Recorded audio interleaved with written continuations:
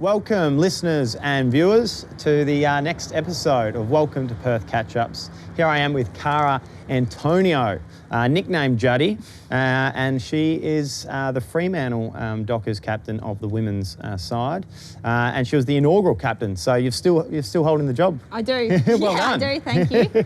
And how many years have you been the skipper for now? 5 now. So just finished my 5th season in that role. So I think I'm doing something right, hopefully, or I say that, or I'm too scary for people to vote me out. So we'll go with I'm doing the right thing, I think.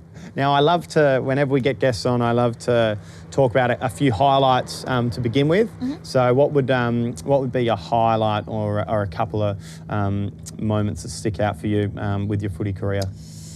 Probably one of them would be, I moved over, which we'll probably get into soon. I moved over from Melbourne about 8 or 9 years ago, played for Victoria at a state level over there, and then when I moved over here, made the WA state team. So it was frowned upon with all my Victorian mates. But look, we took on Victoria in that year, later that year, and WA had never beaten Victoria in a women's national carnival. So I was named captain of the WA side, which was pretty cool, and we played out there at Subi Oval Domain Stadium, which no longer exists, and beat Victoria for the first ever time. So that would go down in history as probably one of my favourite games. Did you have a target on your back that game? Well, one of my best mates, who ended up being my bridesmaid, played on me that day. So it was quite fun. Bit of banter? Yeah, a bit of banter, all part of it. But yeah, no, that was definitely a highlight. And then I think obviously being drafted was amazing to Fremantle. And you can't go past the first ever derby at Optus Stadium last year before COVID hit. It was just, an incredible experience, obviously one to have such a big event at Optus Stadium for women's football, but to get the win also and to beat the Eagles was pretty sweet as well. Yeah, and that was in front of a few people. Yeah, I think we had 30-something thousand there. So, electric feeling. Did you pinch yourself and be like, this is just crazy to see especially where the women's games come from? 10 years ago, you wouldn't have been thinking that, you're going to be playing in front of 30,000 people. Yeah, well, I made sure, like in the warm-up, I told all the girls running out that just soak it in, have a look around the crowd, because the game's going to be pretty heated and it's going to be a bit of aerial ping pong probably for the first quarter. So soak it up in the warm-up and really control the nerves, which I think most of us did, but the game went past pretty quickly, and it was just, it was awesome to have so many fans in the crowd. And do you have a low light in your AFL career? Injuries, they suck. In particular, probably coming just before I got into AFLW, I'd had a knee reconstruction and a shoulder reconstruction, 3 or 4 years apart. So they were pretty challenging times mentally and physically. But I think looking back, I'm really glad that I kind of went through that.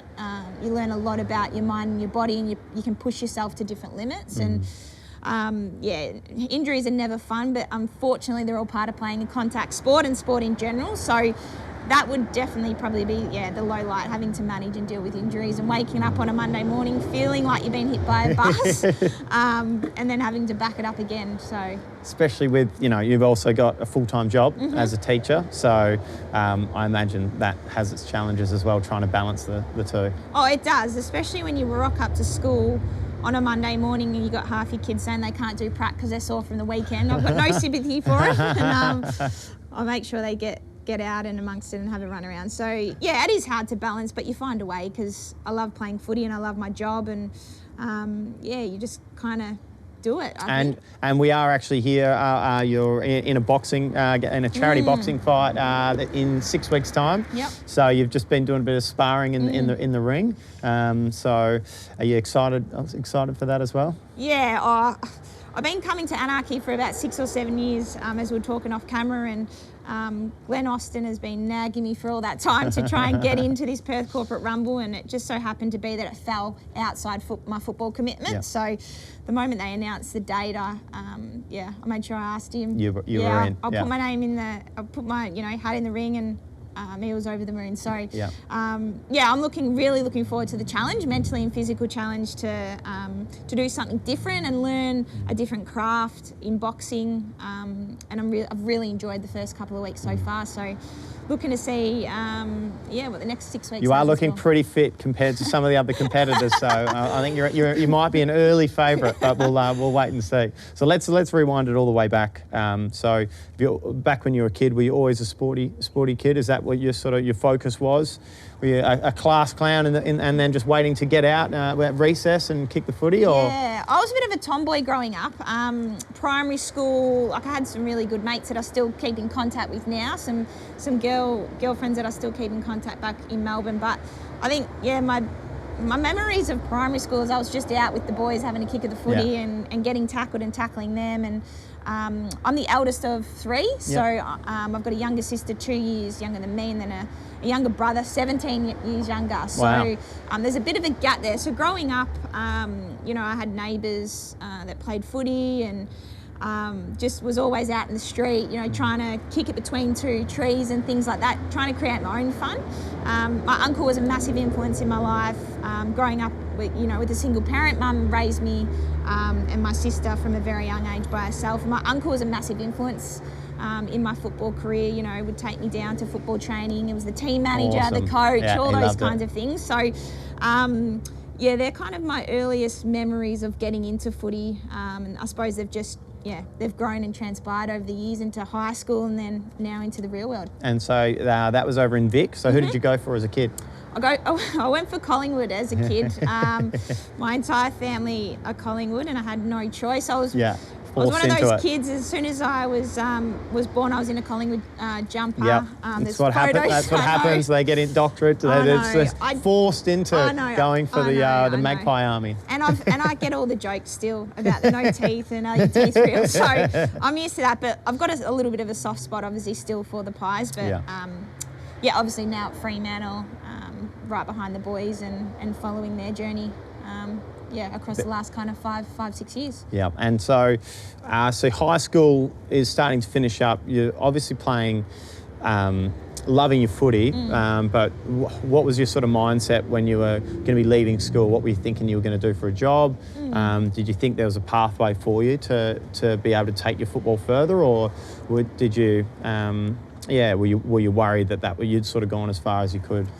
Yeah, a little bit of both. Like in year 12, I actually did my knee, so I had a knee reconstruction in year 12, which my mum was probably really happy with, so I could focus on my study, buy a car, and go on levers or schoolies as they call it over there or anything like that. So I was pretty focused on getting my knee right, working as much as I could. And my mum's a teacher, so she was. I didn't really want to go to uni. I wanted to just have a year off and just, travel a bit and find my feet. And I'd always wanted to be a police officer growing up or a vet. But I suppose mum, which now I thank her sincerely for pushing me to go to uni and getting into teaching. I had a gap year. I did I was like a teacher's assistant at a high school over in Melbourne, which I think that's where I found my passion for teaching, and I was like, this is what I want to do. I ended up studying sports science for a few years and then transferred over to teaching, and that's what I suppose brought me over to WA. So in terms of the footy thing though, back then there was always a dream that 2020 there'd be a national AFLW competition, and at that point, going through a knee reconstruction and then a shoulder reconstruction a few years later, I was like, am I even going to be able to, is my body going to hold up for this period? And when Gillon McLachlan took over as CEO of the AFL, he said, we're going to do it in 2017. So I was pretty happy. I thought maybe this dream, my childhood dream of playing AFL, was going to come true, which I was lucky enough, obviously, to be signed with Fremantle. And did they sign you because you were already over here and that helped because you already had that relationship? Or was it because they went, this is our best person that we can get? Yeah, so what happened when the announcement got made in 2017, these are the teams that have got a licence. Each AFL club could sign 2 signings before the draft. So I was lucky enough that Fremantle approached myself and Kiara Bowers, who is now an AFL best and fairest winner, and very handy season from her. She's a legend in her own right. So we were the first 2 signings at Fremantle. So I was I'd done something right in Waffle at a Waffle level, and they called us both up and wanted to sign us pretty early. So. What an exciting moment. Yeah, it was a little bit surreal. Like, we didn't know what to expect. We didn't know how big this was going to be. And it's just grown over the last 5 years, which is, it's been a roller coaster journey, but it's only going to get bigger and bigger as the years go on. So obviously a pretty challenging year last year during COVID. Were you worried that that could kill the competition at any point? Oh, definitely. I think, we were on a pretty big high last season, going through the season undefeated. We were in the box seat I think we had won our first final against the Gold Coast, and then the following week, Melbourne were meant to come over here. If we'd won that, then we'd host the grand final. So we're in the box seat to host a home grand final, and obviously COVID hit and the world went into a bit of turmoil with this pandemic, which was really confronting and sad for a number of people across the world. And there was a moment that I suppose everyone had that was probably a little bit selfish, like why is this happening to us and things like that. But you snap this year that we were in such good form. But you snap out of it pretty quickly. There's way bigger things to worry about than sport and family.